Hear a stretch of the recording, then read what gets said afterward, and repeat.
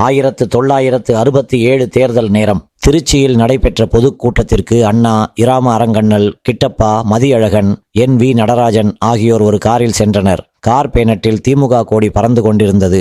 Car Villupuram அருகே வந்தபோது திடீரென்று நின்றுவிட்டது. டிரைவர் மணி கீழே இறங்கி பேனட்டை திறந்து பார்த்துவிட்டு அண்ணாவிடம் வந்து, ஐயா, பெட்ரோல் தீர்ந்து விட்டது என்றார். இப்ப என்ன செய்யறது என்று அண்ணா கேட்க, கொஞ்சம் பொறுத்துக்கங்க ஐயா, ஏதாவது வண்டி வந்தா பக்கத்துல எங்காவது போய் வாங்கிட்டு வரேன் என்றார்.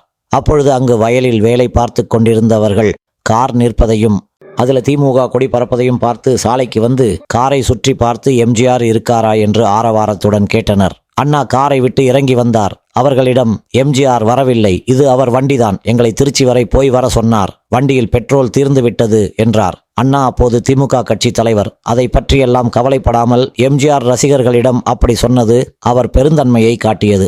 அங்கு இருந்த சிலர், எம்ஜிஆர் காரில் பெட்ரோல் தீர்ந்து விட்டதா, இருங்கள் என்று சென்றவர்கள் சில நிமிடங்களில் பெட்ரோலுடன் வந்தனர்.